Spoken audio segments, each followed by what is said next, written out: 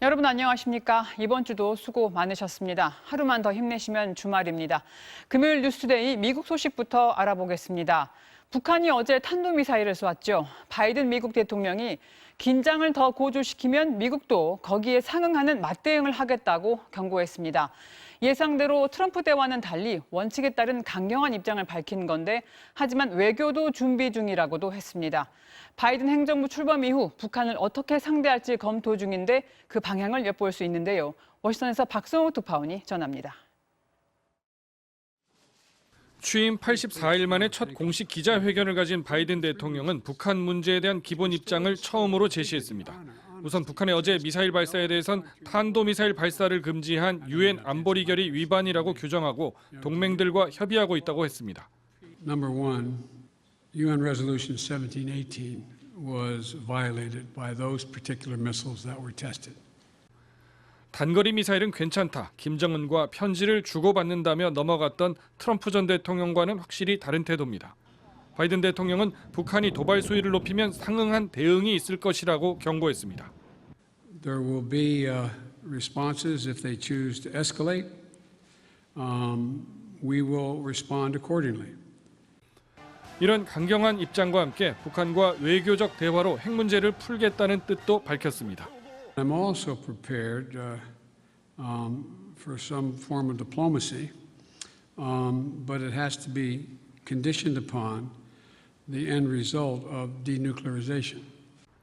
여기서 비핵화의 최종 결과를 강조한 대목이 눈에 띕니다.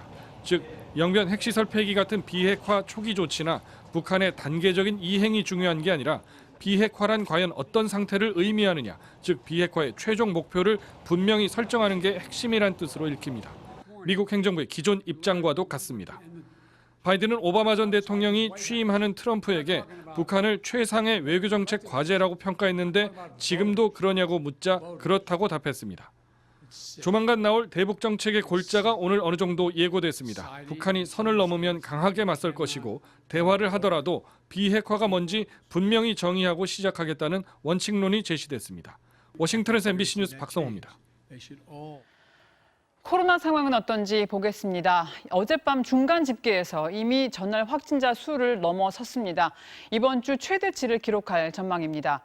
벌써 2주가 또 지나서 다시 거리 두기를 조정하는 날인데 아무래도 현상 유지로 갈 가능성이 높아 보입니다. 이기주 기자입니다.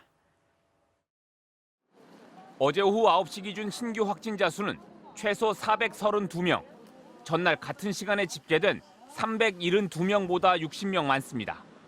지역별로는 경기가 175명, 경남 34명, 인천 29명 등으로 서울도 100명을 훌쩍 넘긴 것으로 전해졌습니다.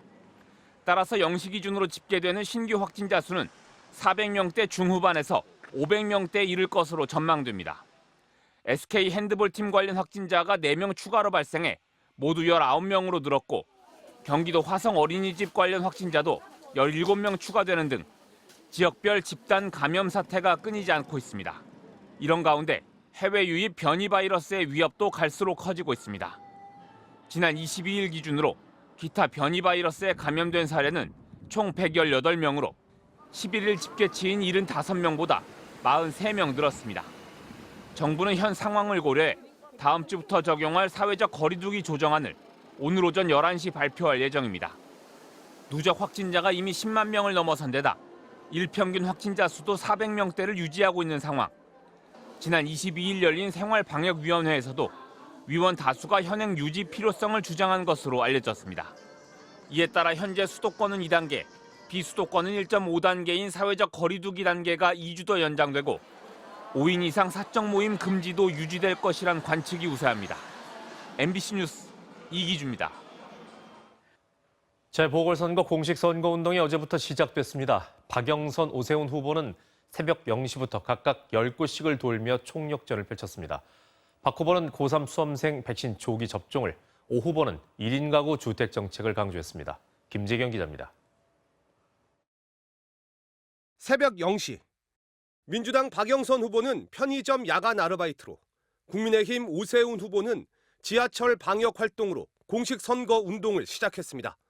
날이 밝자 박 후보는 자신의 총선 지역구였던 구로구에서 남편과 함께 유세에 나섰습니다. 유치원 무상급식, 노인 무상점심에 이어 고3 수험생 백신 접종 공약을 추가하며 추진력 강한 여당 후보임을 부각시켰습니다. 사용 승인 기준이 16세 이상이므로 혼선 없이 백신 접종이 바로 가능합니다, 여러분. 여름방학 기간에 접종시킬 것을 정부 당국에 제안하고자 합니다. 오세훈 후보를 겨냥해선 10년 전 무상급식 반대, 내곡동 땅 해명 논란 등을 거론하며 이명박 시즌2 후보라고 날을 세웠습니다.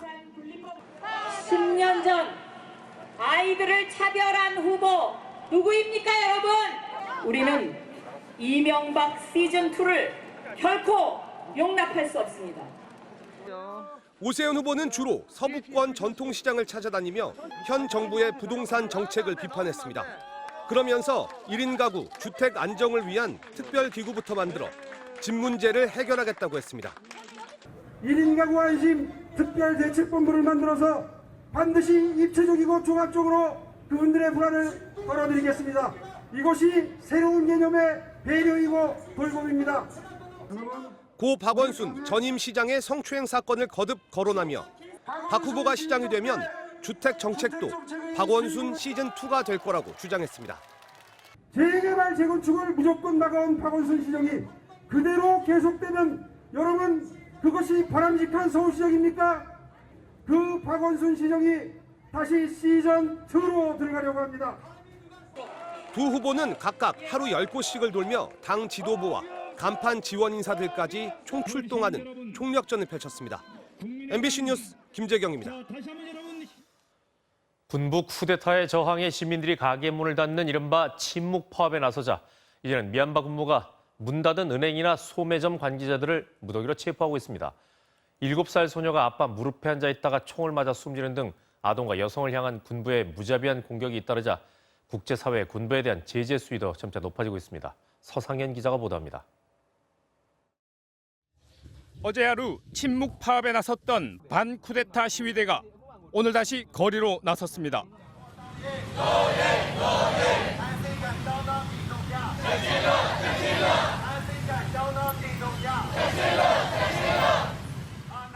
이 과정에서 군경의 총격으로 최소 5명이 숨졌습니다.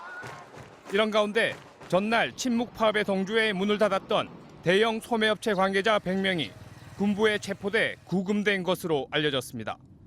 군부 관계자들은 이들을 상대로 더 이상 군부에 반대하는 시위에 참여하지 말라고 협박한 것으로 전해졌습니다.